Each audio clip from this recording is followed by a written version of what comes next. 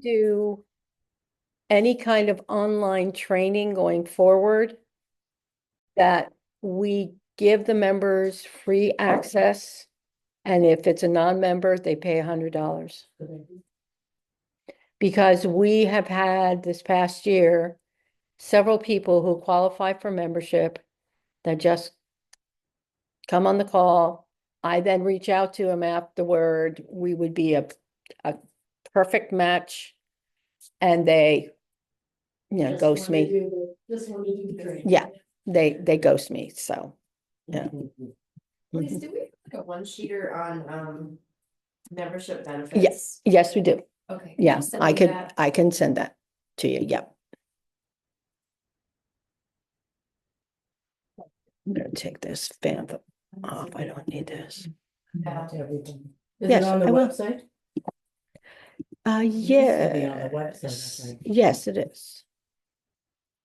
So, but I'll double check, make sure everything is right on there. So all of you can now talk.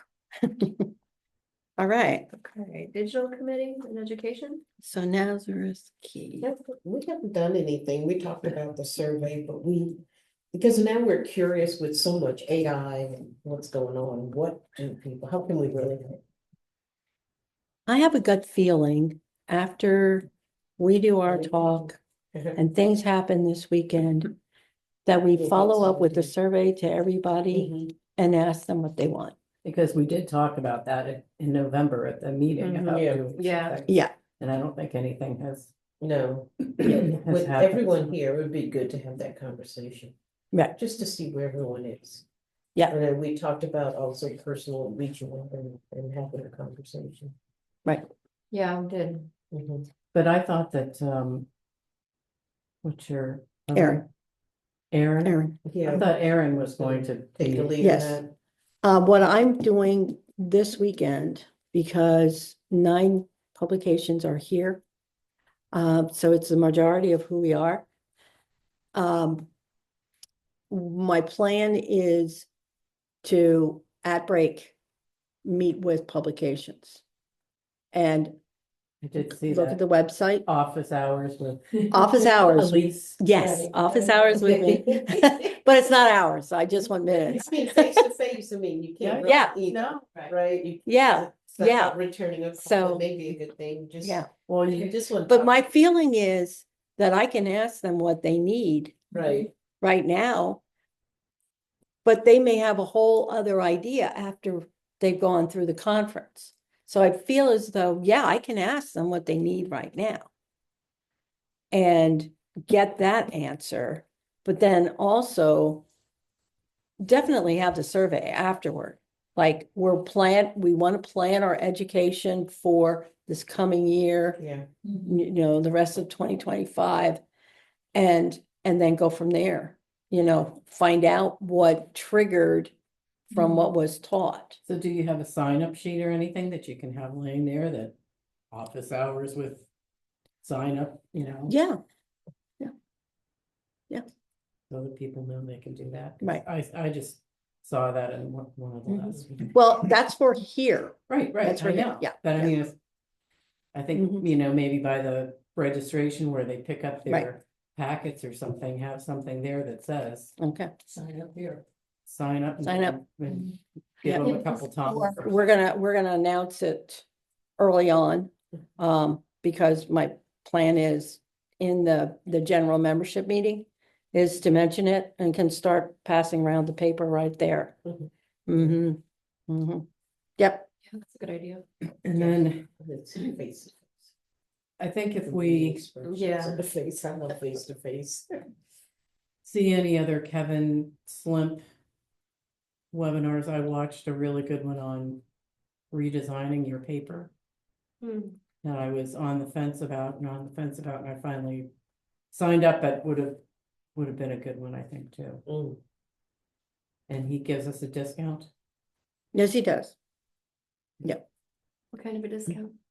50% off. Oh, nice. So if, It was- person's I think it was 70 for this one that you for want, the one I watched. so it would have been 45 that we would have paid. 35, 50. 35. Yeah. Mhm. That, other than that, we don't really have anything, do we, No. Paris? No. We're here this weekend at the conference. This is education. Yes, Right. it is. Gonna be a lot of education. At a different level, well, maybe Yeah, not and everybody, that's but I what I know like I'm to at a say. way lower level than most of the rest of you, all of the rest of you who are sitting here. So what I need is different than what collective need or. Right. So that's interesting because that really informs the survey. Maybe it can be a series of questions. And then based on the answers, we can say, okay, we have this session for you. Right. You know what I mean? Yeah. Because it does help when it's helpful. Yeah, When it comes to training, I gotta be able to put a handle on it and take it with me. And sometimes, and what you said, doesn't. what you said about the aha moment, I haven't hit that yet. Now, I have confidence that I can, but if I'm sitting in something that's over my head, Right. I'm not gonna get it there. I needed something that's on the level that I'm at. You're in that want moment. At the moment, yes. Yeah. It Yeah. was strange when it finally hit, and I was like, oh, I got this. Yeah. Mhm. Yeah, You made me feel better, actually. yeah, well, because I didn't know. Yeah, because you Glad it said, is. and then because you said you had the moment, so there's hope that I'll have. it. And you gotta hang in there, I think I was just kept pressing, cause I couldn't get it, and I'm sitting there like, oh my goodness. And I don't come from traditional journalist background or being in newspapers, so. Right. I gravitate to any learning experience, and Mhm. so. I'm the same. Good for you. Joy Some she of sent us me are to set in our every ways. industry conference, and I would be in a room, and the person would be talking next to me, I'm like, we had to pay to get here, I don't know about you, but you need to talk to me during the break. Because I sit in the front seat, right in front of the speaker, I take my paper out, and I don't wanna talk to you. And I mean, I don't take it Yeah. personally. But Yeah. when you have to But pay your you're- own money and your Yeah, own ticket, and you're sitting there, no one sponsored me to be here. Right. Right. But I don't know what you're talking about, I'm sure it's not more important than this person's. Right. Yeah. Who's been paid, to speak, right? But anyway, but I still like to say, really, really stayed there and tried to learn. And there were times, absolutely, I didn't know what was going on, but I stayed in it, but now, 3 years later, I'm in a different Right. space, I understand the macro, the Yeah, micro, just like everything that's Yep. happening. But Yeah. yeah, it did require that. but And we had great I will sessions. say I this. think MACPA has some of the best training sessions. I Yes. love, Yes. not Sunday morning, what's Sunday morning? January spring. Oh, January spring. It's the crazy name. Yes, she was It good. is. Yeah, we did do that, didn't we? Yes, yes, Yeah, yes, the yes. sessions are great, and to me, are they okay for you? They are. Because And I learned from she them. presents it in a way that I think that's bite-sized and easy to understand. Mhm. Is that, Yeah. are you okay with that? I'm okay with that. Yeah, she's really good. Have you sold any of it? No. We've sold it and it's like a sauna. Unless you do it a lot of the time. I know it's a struggle, Oh, but really? But Natasha, who I work with over there, she's like awesome. I call her up or I set an appointment and she'll walk me through everything. Yeah. I know with them, when I was at CAP, we had a person that was kind of like the salespeople's liaison with them Mhm. that worked for CAP, and she was a challenge. She was not a real people person, so we were always having conflicts with The our person from salespeople January. trying, the CAP employee that Oh. set that up, so. Okay. And she was learning, she was getting better at it, but we had a lot of the early on challenges that got our salespeople frustrated. At Angle, Wendy is our person and she's phenomenal, like she really has taken that and she does a really good job. So it has made it a lot easier to work and she deals with the January Springs people directly and. Yeah. And it's a lot easier setup there now, though, like. So you're selling. So it's Yeah, the so- geo-targeting that you, Geofencing. yeah, There's all kinds of geofencing. different things that they offer now, Yeah. Mhm. from, social media advertising, to Right. geofencing, programmatic, all that stuff Right. is. And maybe- options. They've been with us now 3 times. Mhm. So maybe, okay, maybe what we should have now for them, because we've been asking her to not sell herself. Right. Is it an opportunity? Should we give them an opportunity to drill down on geotargeting or geofencing? Well, I mean, and that's something that would certainly be an option. I just know. Pitch their services. The one thing. Kind I of give would them that tell- opportunity to pitch it.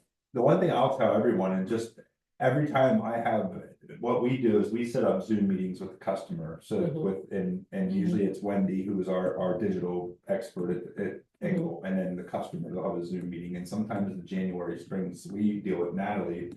Bruno is our person from January Springs. When I was at CAP, it was Anne Marie. But they always they'll Zoom in if they can, and then it's kind of Yeah. like talking to the customer. The client doesn't what even you- know they're not part of our team, company, they yeah. just Right. think they're part of our digital Right, team. exactly. So And that's then, really helpful. I mean, they ask the right questions of the customer to find out what exactly you're looking for, you know, what they are looking for. Right. And to me, anytime I can zoom in with that, I always ask myself I always want them to invite me, because I learned something new about this. Yeah, And that's my biggest challenge, is just ignorance to that digital advertising world, like how that. I understand it conceptually, but I don't understand all the details of how that works and how to. we don't even know the questions to ask. That's the it, and that's why I problem. keep saying that this art, when I was at CAP, our salespeople resisted selling that because they just didn't What, understand it. geofencing? Yeah. Just the whole digital marketing Oh, part of yeah, it, because that is great, because that. Right. But they wanted to sell it, they just didn't know how to ask the customers, like, or explain it to the So customer. this is one way I didn't close the deal, but I asked Naomi, I said, how would you like if every time someone walked into the Navy recruitment office, your ad came up? Right, His ears perked up, he's like, Yeah. oh, you can do that. yeah. Oh, yes, that's how you ask that Oh, question. yeah, and that's Yeah. the, Of their competitor, right. and then it's like, okay, Yeah. let's sign us up for that. Mhm. Yeah, yeah. I had one customer who said, I absolutely thought it was backstabbing to geofence their competitor's location. I'm like, but don't. No, they do I it when said, you they're buy. doing a it to car. you. Yeah, And you I go said, into one dealership Yeah. and the other. So dealership. I said, and you don't have, if you feel that way, don't geofence them, geofence their parking lot, geofence, whatever. Right. But I said, that's the nice thing is. But you they're can- doing it to them probably. Oh, yeah, Mhm. I think they are. I would be if I was their competitors, right? I mean, that's what. I had a But I credit think union that that's- didn't wanna do that either to banks. Right, they just thought it was, I mean, but, they were being nice, get it, but. right. Comes to different things like Being recruitment, nice. that they really care. But I think Yeah. that's the part of it, those questions, I think once the salespeople get more, and again, I mean, at CAP, we had a very old, and this is gonna sound ageist or whatever, but we had a very old sales force and they were used to Yeah. selling, they did a great job selling print, but Mhm. it was Yeah. something that they just Digital, had a yeah, hard it's time digital. getting, and I know even myself, I mean, I understand it, I was one of the ones that brought January Springs to CAP when they first started seeing them at ACP and whatever, and I know it was just the education side of it on my part, who was excited to have it as an option, but yet still didn't know the right questions to ask or how to, Right. Cause you ask a customer, do you do digital advertising? So many of them are like, oh, I boost my ads on Facebook, Yeah. that's their digital. Yeah. They're like, oh yeah, we do all kinds of digital advertising, they're just doing They're just Facebook doing posts or Facebook. something, they Yeah. don't understand. Well, that's all they know. They That's all they know. Product, the digital. They don't know there's question. something else they can do beyond that. Yeah, so that's a big training Yeah, area that so I think bringing January Spring in more would be great, because I just think we need Well, to hear it. I do wanna over. I do want How to it say works. this, we weren't given a bill for this last, Oh, right? really? We were given no bill by her, Yeah. and I didn't say anything to her either. And I mean, So if we say if to she's her, not we- gonna bill us for that, then maybe let her plug it a little bit, I mean, Yeah. I wouldn't want it to be a complete commercial for them, but at the same time, Why if not? they're not It's gonna charge education. us, then Well, let them so hand out I their think business if- cards or. If it is Mhm. that you needed that time to understand what it was and how to sell it, Mhm. I could see us doing something in a sense of, say you have a client that you could say, hey, we want to do this with our group.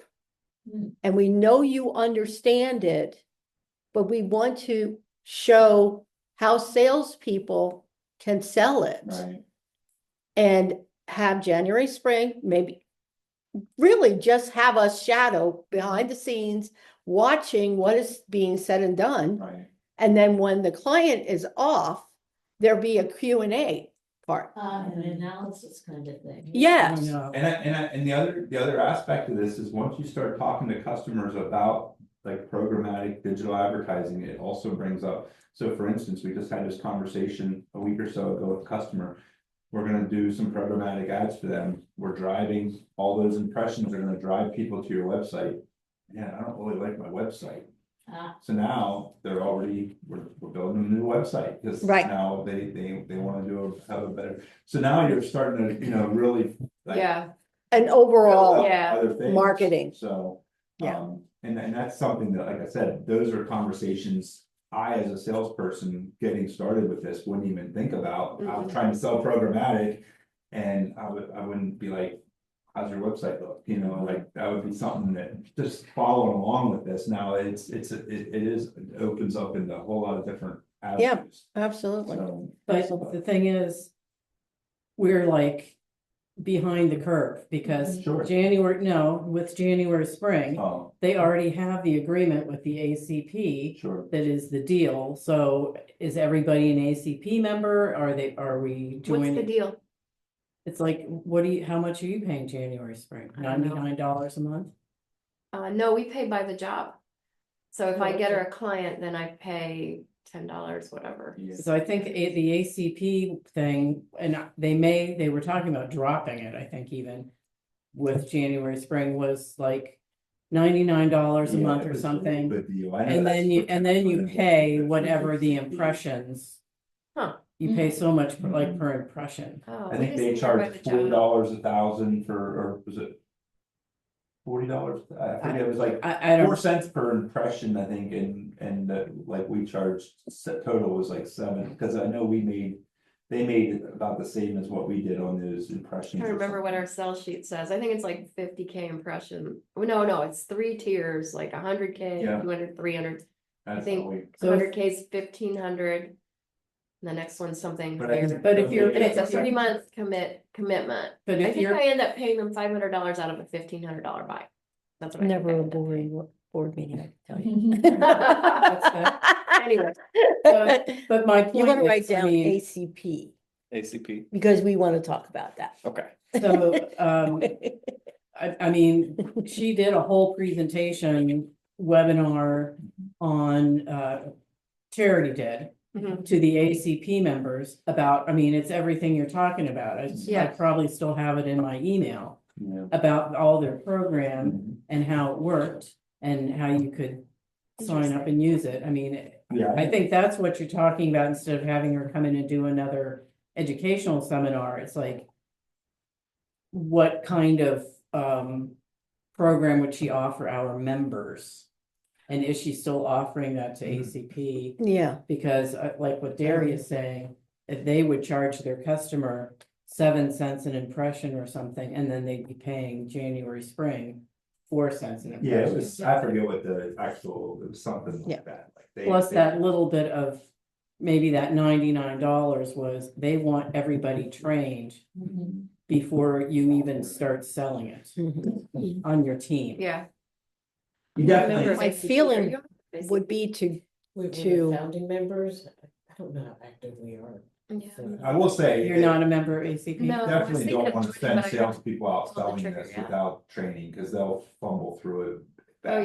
yeah. Yeah, It's so yeah. complicated, and it's just different than what Yeah. they're used to selling, if all they've ever sold was print. and that's why But- I was thinking, do a show and tell of a familiar face rather than Charity and them coming in, their team coming in and Who's gonna do being the show totally. and tell? Hmm? Who's gonna do the show and tell? Well, I think someone who's engaged her, like you've engaged her, right? I know, but but Exactly. that's not that, Uh-huh. that I You- filled it out, all the zip codes my guy wanted, what, Mhm. the different areas the events, cause he did event fencing. That form made it really easy for me to understand, so I bookmarked that form. And then I showed that form to the client and that really sold it. So, Yeah, and that's the part of it, like, I don't even, as a salesperson for Angle, I don't even do any of that, like, I make the because you meeting. have somebody Wendy- doing it for Wendy you. will set that up and then Yeah. she'll go Okay, through then all Wendy. these fine Yeah. details. So how did you get started with January spring? We Break? met her at a parenting publication conference. And And then, yeah, and then she did her presentation on programmatic, and so it's just another tool in your toolbox, because some people aren't interested in print at all. Right. So I had a senior, living facility that her eyes lit up, trying to get the appointment back. I mean, I got everything ready, but she won't call me back. But she liked the idea of geofencing her competitors. Mhm. So, you know, in senior centers So- and that kind of thing. I mean, I could reach out to Charity and say, you know, could you do the same kind of program? And I don't know what you're paying, you know, but for the MACPA We're not members, I paying think, anything monthly. We just pay it by the job. So if Yeah. I sell something, but we maybe pay the her per, something maybe the per. is less. I don't know. Right. Yeah, I know. If you're on retainer, I don't. I that's a know good back question. when we joined, there was definitely with the deal that she was offering to ACP members, was back when CAP joined. That was my first experience, because I was at the Nashville show whenever she presented that and gave that offer, and I know Jane and I were both at that conference and Yeah. both seemed very interested in it. There was like an introductory rate that they were offering per, I think it was I wanna say $200 or $300 a month or something like It's that. $99 a Wasn't month, it? I'm pretty Well, sure. I will tell you, I just talked to him this week about it, and I'm not involved with him, and the offer was $3.99 a month. For Yeah. January, spring, Mhm. oh, we can do better than that. Right, that's what I'm thinking. Mhm. We can You absolutely- went directly to her? Or- Yeah. Yeah. Oh. I wanna, And you, Ruth, you're not an ACP member either? I am, but no, actually, I don't think we are at this point. I think we dropped it. Yeah. And I don't, like I said, I don't know if ACP is still doing it, but I mean, I've talked to Charity in person, you know, a couple of times. I went to the Publisher Summit in Phoenix in September, and she was there. And I'm sure I could talk to her about doing something for the MACPA membership. But, you know, rather than bringing her in again to do education, I think it's, you know, pitch your product Yeah, yeah. to Mhm. us. Well, I just think it's an important part of us learning that, and we Digital, don't I have to agree. use January, spring. I'm sure there's other people Right. doing it, but we need to understand that it's out there Yeah. and. Well, I know that was it's one of the tool. biggest challenges at CAP, our tech person that we had, and like I said, she wasn't included in on the discussions to join with January Springs, but she became our tech, because she was our specialist for it. She wanted to go, she thought there was a different company that she thought would have been better for us to use to do the programmatic stuff, so Mhm. that was one of her issues that she had. She wasn't a fan of January Springs. But she ended up working it out, and and again, we were just getting started with it when CAP closed, so, you know. Who knows how it would have been now, like I said, with Wendy at Angle, she's very happy with the people at January Springs, and like I said, she does a great job with it, so. Yeah, I think it's important that we And dip our toe into learning more about how that works. So We're there is really- other companies that do Yeah, that type of stuff, exactly. I don't know anything about any of the other companies. that You do know it. what, I've listened to a lot of this digital, and the way she explains it to me is very simplistic, I think. Mhm. And maybe it is understanding digital products, maybe it's just that simple. Right. It all doesn't Right. apply. Maybe but she does before something doing understanding anything- Digital products, The- and just go through all of them. The only thing I will say, Mhm. in my time dealing with January Springs, the only thing I'll say Mhm, that I was turned off by was they sent out a training seminar, a training webinar mhm. video one time, and I remember I watched it, and it was right when I started at Angle. And I was trying to consume as much of that just to Mhm. learn, and they sent this video out, and it was meant for sales managers, and so, my role at CAP.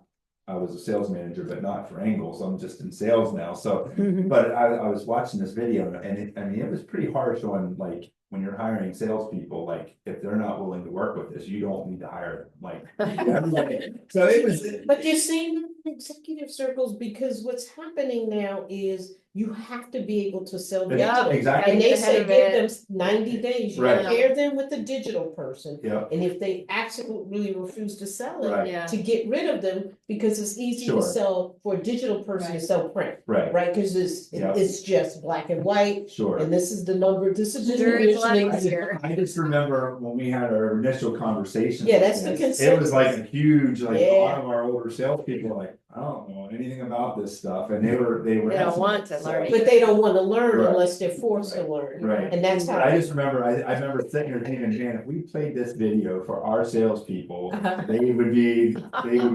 petrified, like, they would all be like, so I just remember that was the only thing that I ever saw from them, and I thought, I don't know if I would play that for everybody, but maybe for the management, that would be Mhm. fine, but, Mhm. cause there was some pretty harsh terminology in there for some of our folks that were really good, I just knew some of our salespeople. were Yeah. taking it personal, Yeah. but- And they have a lot of case studies on their website, and they have little videos on like how to sell cannabis companies, Yep, all different. Mhm. So it's really helpful, but you have, as a salesperson, it's definitely a little more complicated than saying, do you want to buy a quarter-page print ad? Yeah, really.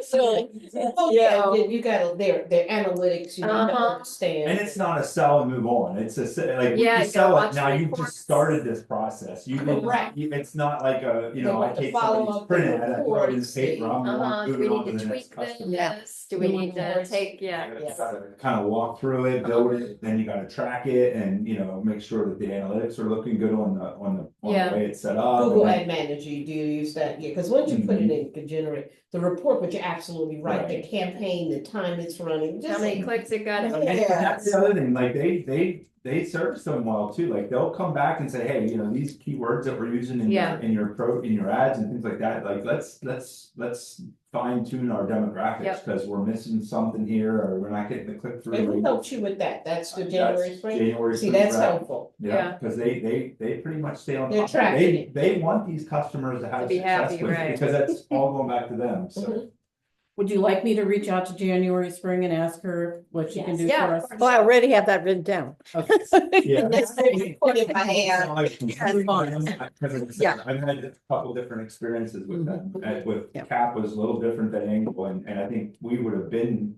Where we are, where Angle is, we would have gotten there at some point with CAP, but I didn't get there with them before CAP closed, but it's definitely a different experience now, and it's a Yeah. lot more.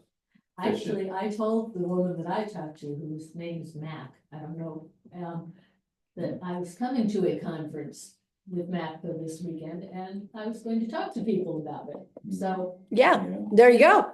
So- There you go. All right. Okay, can we move on? We can. Added for an online competition. We are having the announcement of the winners. We brought along the winning entries that we're going to put out after we announce. We have the awards, and what we will be doing is handing out the plaques and the certificates after presentation. So that's happening at lunch tomorrow. So Okay. an opportunity for Conference committee? conference committee. The one thing I need to say is going forward for conference, we do have to have a chair. Okay, we do, not that I can't handle it, but the thing is, when I get to the point where we choose a hotel and we start to work with them and negotiate, I need that person. Derry. Now you know how I feel. There, you see, we can look in that direction. You.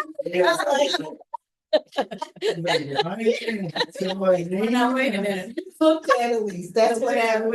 I looked past. Well, no, I The was, way it usually works is who's not here. oh, Is Ron? Ron, You know you can't. Thanks for taking on that. role. Ally, Well, Ally did accept secretary and was really there. But it was treasurer that wasn't there. and it doesn't necessarily have to be a board member, right? True, No. very true. Angela. She Yes. would probably do that. Yeah, well, I don't know. We'll have to see. She wouldn't be mad. Sounds like we have a chair. I could always have two. That would be good. So the next conference would be in 2 years? 2 years. 2 years. So we have time. We do have time. Said it's And easy. how it works is, Oh, that's. I just do want to say, I really appreciate when all the board members can be here and we keep on choosing a date when Ron can't. Mm. And if we would be hornswoggling him into that, first of all, it's 2 No, I years and he's understand. talking about a retirement next yeah. year.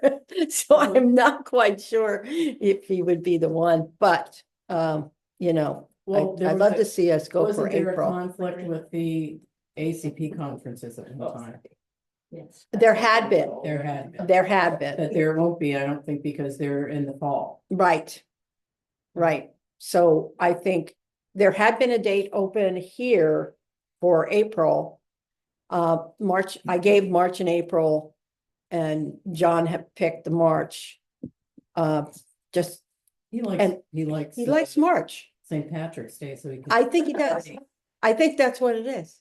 Yeah. And then he leaves us. But anyway, everything's set up, everything, we have everything happening. I've got my MC. Colette's gonna be our MC. So you looked at me like I was doing that.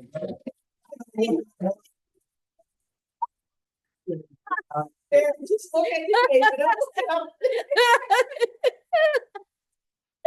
it Just saying. Yeah. We need a chair. So Okay, That's- we'll work on that's that. good. Executive director's report, Uh, please. evidence of hard work this past month from getting ready for this.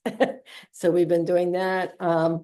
Have a couple of, well, I have one very interesting thing that happened at the Windsor Press. Now, I don't know if you all know that we have shifted gears and have taken over the lobby area and the commercial printing for the Windsor Press. And we also get faxes. And a fax came in 2 weeks ago that was for an advertiser who makes sense for MacNet. So he and I are going back playing a little bit of phone tag. And I have this opportunity to help build MacNet with that. So those are key.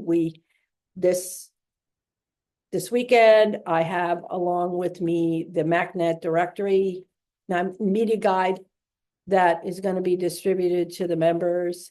And my hopes are that when we leave the conference, I have only four more members to call to get their information.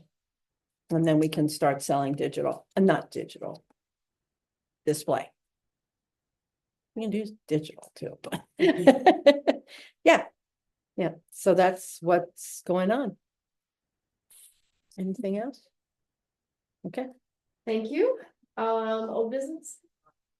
Rebuild local news initiatives. Am I? Matt, you're wonderful for coming. Because then I don't have to give a report. And you just off the cuff. Wonderful. Well, I believe you may have you gotten the handouts? for I the- have the handouts to hand out Um, later for you. I just, Yeah, yeah. there you go. I Yeah. prepared a sort of very quickie document Here. of I'll get these over here. some of the state level activity happening in your region. So you're getting a preview of what he's going to share. So Rebuild Local News, for any of you who are not familiar, it's a 501c3 coalition. We're supported by philanthropy, and it's kind of a big tent approach where we're trying to draw in quote unquote legacy publishers with also the nonprofit sector, journalist associations and unions, philanthropy, other business people who are all trying to make a big push together to attack public policy and create public policies and support public policies to support publications like yours to help support local news. And so what we're seeing is that in a lot of different states, there's a ton of activity happening now that is starting to expand beyond the maybe traditional remit of journalism, public policy. So there's a sort of wave of legislation that goes down a few different lanes that is becoming increasingly popular that we're seeing in some states. One is a journalist employment tax credit, which the states of New York and Illinois have created, and several other have proposed, including Maryland, Virginia, Massachusetts. I'm not sure. The only one of those that might pass this year, I think, as of right now, is in New Mexico. Another type of policy that we're seeing are government advertising set-asides. And so these are policies, I believe this started in New York City and it's now been floated in lots of different places that we're monitoring. Basic concept is either to create transparency about where government agency advertising dollars are going for state agencies in particular. You can also do this at the municipal level. And then potentially also to direct 50% or more of those advertising dollars to go to community media. So basic concept being that these are public dollars, taxpayers are funding these agencies. What's really attractive about this policy is that it's budget neutral. So you don't have to have a big nasty appropriations fight, which is where a lot of these things falter, especially right now with a kind of uncertain economy, uncertain federal funding picture. So the government advertising policy has gotten very, very popular in a lot of different states as a sort of another way of directing more public dollars to local newsrooms. Instead of like sending those to Meta or, cable TV or something, they could instead be going to your publication. So, the Department of Health. That's great. So this is something that started emerging in COVID for obvious reasons. So that's something that's picking up a lot of momentum right now. Another version is small business advertising tax credits. So, advertisers, small businesses that might advertise in your publications could, get an extra credit for advertising. There's one of those bills pending in New York State, which I think I mentioned in here. I don't know if any of you know or have heard of Zach Richner. He's the New York sort of publisher Mucky Muck who has been working on that one. Richner Publications. No? I think so, yeah. Yeah. Steve Waldman, my boss, the founder of Rebuild Local News, he's the one who primarily deals with New York stuff. So I haven't met Zach myself personally yet, but he's the one involved in that particular bill. And what I'm seeing from looking at that one, actually, I was just pulling it up on my screen. So that particular bill would afford $6 million to be allocated to minority, women, and veteran-owned businesses and $4 million to small businesses. And then it sets some criteria for which type of outlets are eligible. And the thing that kind of struck me as interesting about that framework is that it drew in also the small business lobby in support and in alliance with the publishers to push for this thing. So basically, my job, I'm a senior policy advisor. I'm very new. So I mostly don't know anybody. I'm tracking tons of bills right now and trying to even get up to speed. So Rebuild Local News is kind of a startup. We don't have like the full, we're not omnipresent yet. We're not in all places at all times. So mostly what we end up doing is supporting local coalition partners and then trying to help them knit together coalitions to support these sorts of bills. And then also, doing any mechanical work to address possible issues in the legislation. So we're not a C6, so we're not a trade association, but I think that's kind of an advantage because actually in this There is no bias. Right. So just to get to like the meat of the political problem.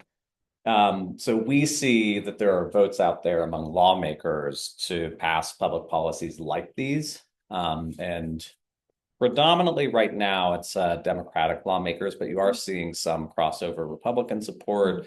I think Republicans tend to be a little bit more in favor of the small business advertising tax credits in particular. We've got one of those that we're monitoring in Kansas, actually, which I think is sponsored by a Republican. So we're closely tracking that one. It's the politics inside the news industry. It's really challenging, as I think you I'm sure you probably already know, the legacy sort of flagship newspaper associations can be very jealously protective of their Yep, we know that. piece of turf. Much money. Well, And, just squeezing out low, small papers. Yeah. That's just greed, and greed has no bottom. So Hmm. it's a prisoner's dilemma because right now, like the longtime like flagship newspaper publisher associations, for obvious reasons, are getting smaller and they're getting less powerful over time. And the other thing is that there's all these other players in the space now who are not represented completely, actually off the record. If it's possible to speak off the record, You may. You want me? Don't record. don't summarize it. There are a lot of other players in the space who feel they're not represented well by those associations. And so they're also, but they don't historically have the same level of political power and engagement as those newspaper lobbies. And so part of what we're trying to do is to see if we can have a big tent approach to try to bring in as many different wings of the whole broad, wide journalism world as possible under broad-based policies to try to avoid the old style politics where it's a single dominant faction, or it's two rival factions, because I think what you're seeing instead is, when those groups are getting pitted against each other, lawmakers say, well, this is too much trouble. You're not a top priority for us right now. Figure it out amongst yourselves. So that's the big challenge, is trying to get policies in a place where all the different breadth of interests can cooperate and ideally align with other interests who will support public. So I'm closely tracking a bill in Washington state that would create a tax on social media companies and search engines to fund journalist employment grants in underserved communities in Washington. And what's really interesting there is the League of Women Voters passed a resolution to endorse and support these kinds of public policies. So the most engaged civic group we're working with in Washington state is actually a non-journalism group. It's the League of Women Voters. Our democracy depends on having educated voters. And if we don't have publications in business that are informing voters, then it makes our jobs harder. And so when you have a Big Ten approach, it's actually possible to build new alliances with people outside the industry who wish us well and want us to succeed, because they see that there's, good things in that. And if you can build a big enough coalition, you can get enough votes to actually get some stuff through to law. And Question. yes. Do we work? I feel like we are. It's part of the Rebuild Local News Coalition. We work with NFIB. NFIB. National Federation of Independent Businesses. I'm a member. Think that we do. And they really, when you said League of Women Voters, that's sort of what they could be do an interesting strategy to partner along to with them. get the We support are- that Rebuild Local News could. So if you start working with the chambers, because it would be, we would help to promote their business.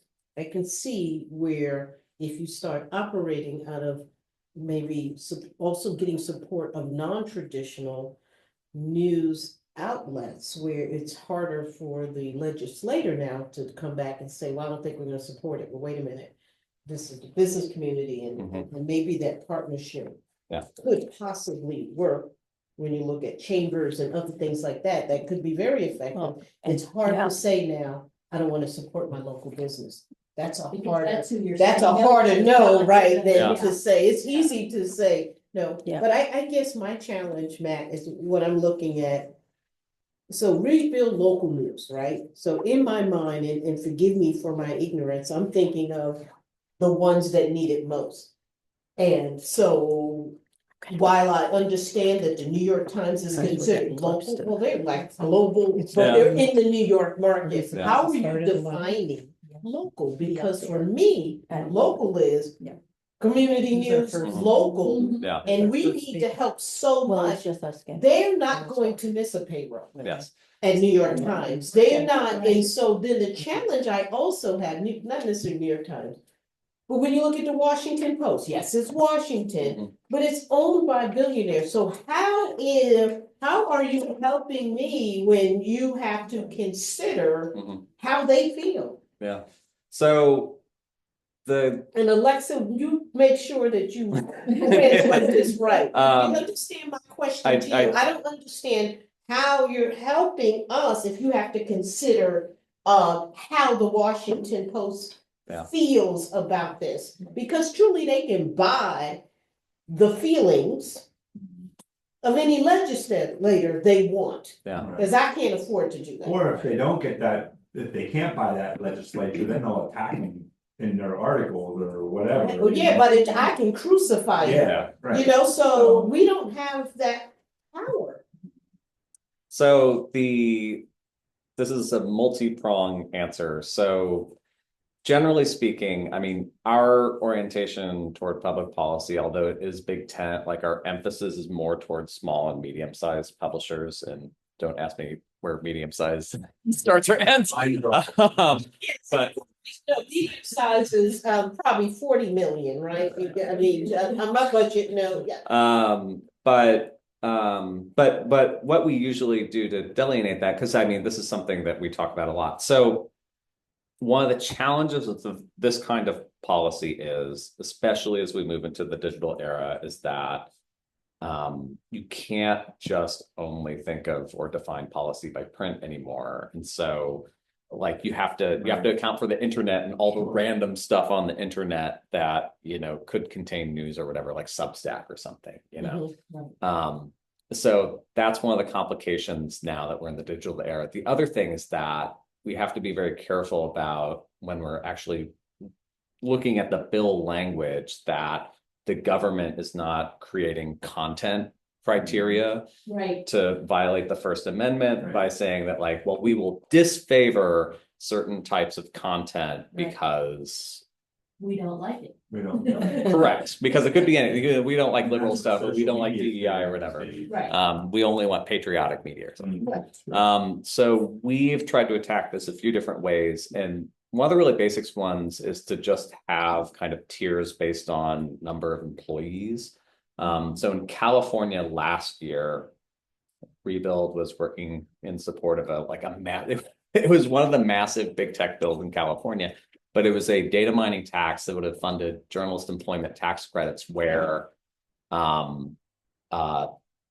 publications with 10 or fewer employees would get a larger tax credit. And then you would kind of climb a ladder so that like when you talk to like the truly big publications like the LA Times, you were still getting some support, but it was shrinking. So it's in recognition that like when you're a small business, like you have a harder road to sled. And a lot of times those are the businesses that are in the like underserved places. They're not the gigantic cities, or, you know, they're not the flagship newsroom of, you know, the big capital city in the state or whatever it is.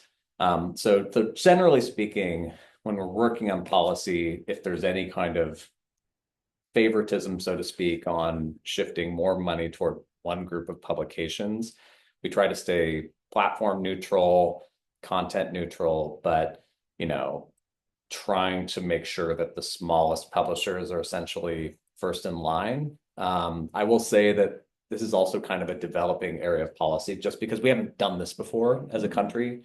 Like this is like we're in the invention stage right now.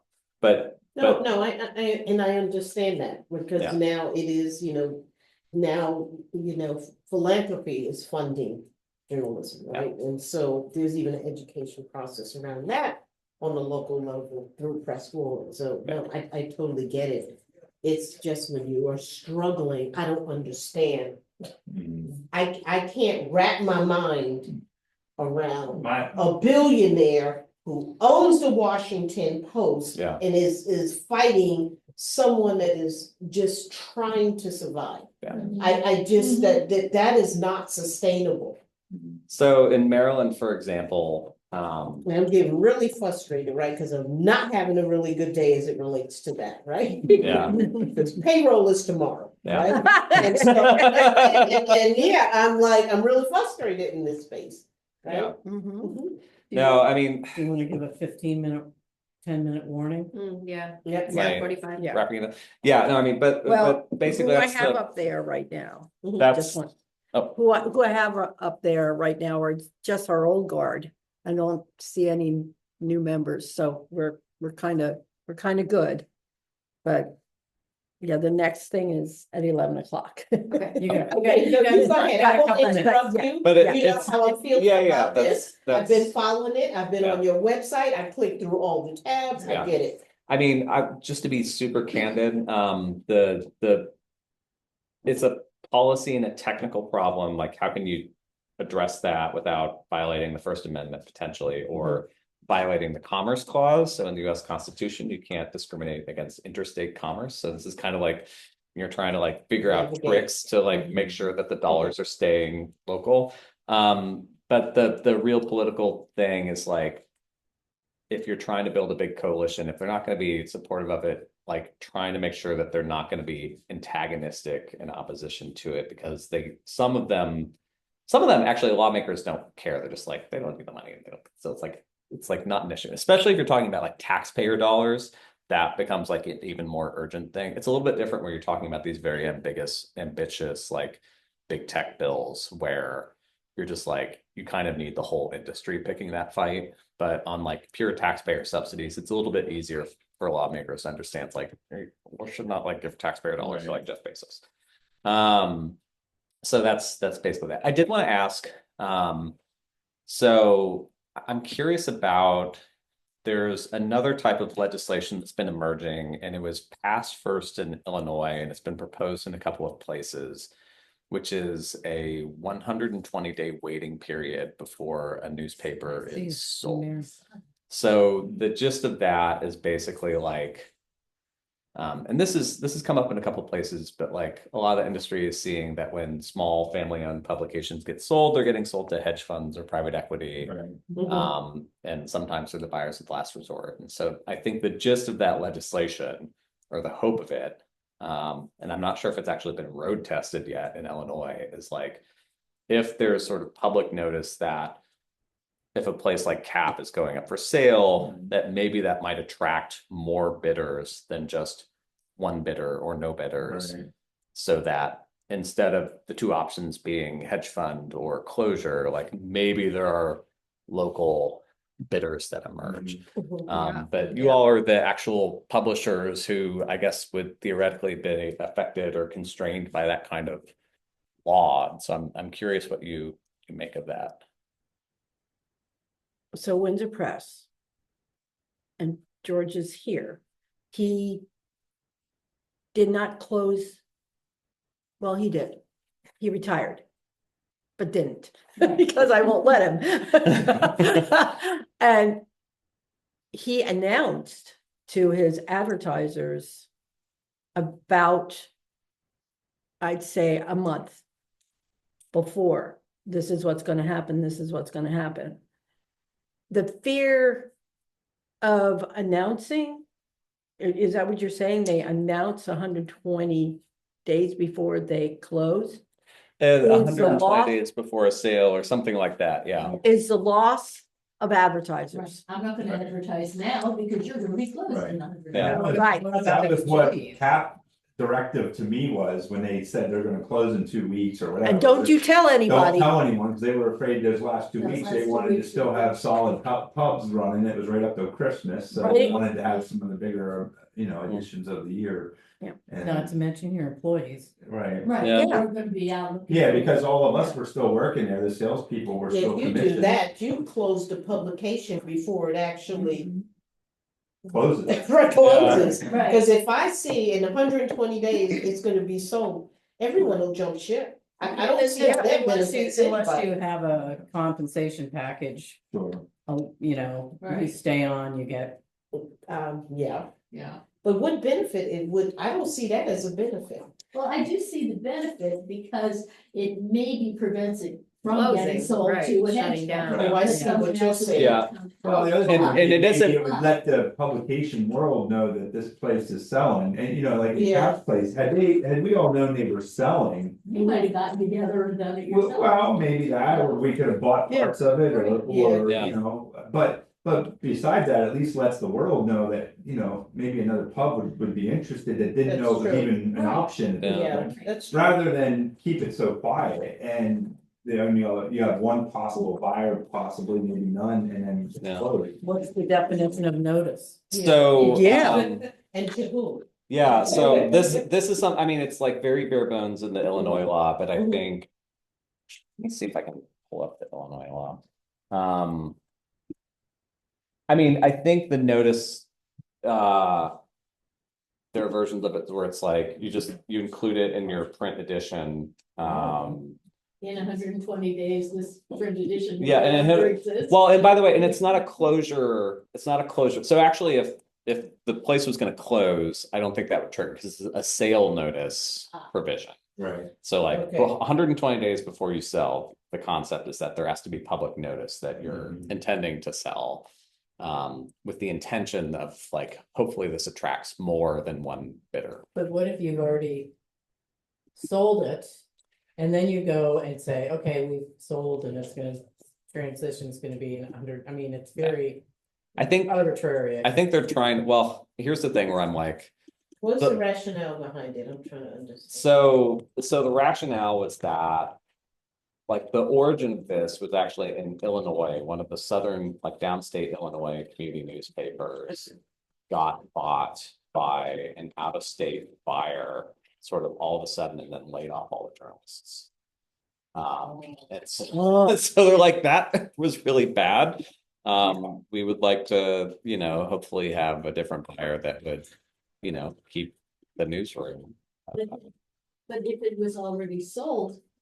So, you have a contract and you're, you know. yeah, so I mean, I think the structure of the legislation is designed to say, maybe I should say like before a deal is closed.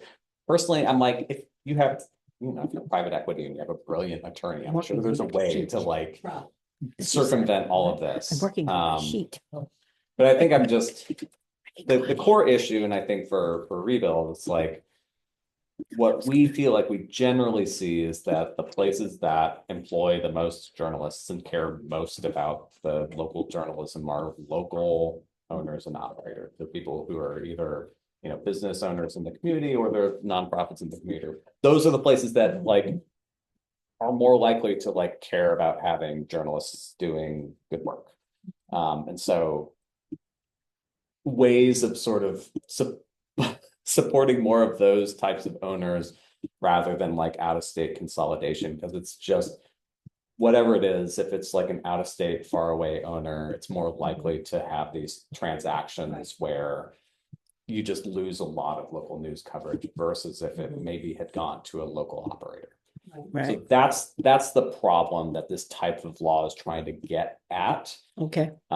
So I mean, I think It sounds like they're only concerned about journalists too. Maybe they need to spin that in a way that is more concerned. I mean, some of these, like even at Angle, we have a couple, very few journalists, but we have a lot of employees that would be affected by those.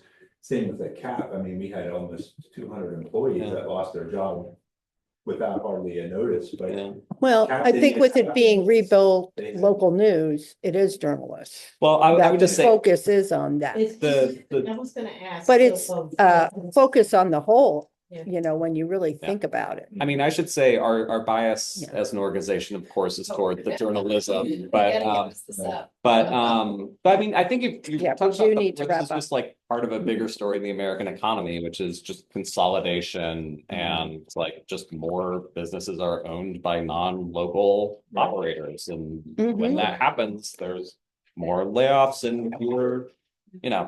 Mhm. So it's not something that's exclusive to journalism. It just happens to be that that's the sort of like leading part like Yeah. policy emphasis. And Yeah. it's really helpful information. Yeah. Yeah. And we're glad you Yeah. guys are doing something Yeah. about it. But Oh, definitely. But I mean, so the And 120-day thing is an idea that's like spreading. And so I'm like very curious because I think the basic concept is that, you know, our view would be that we would prefer if you all stay in business and stay local because you're going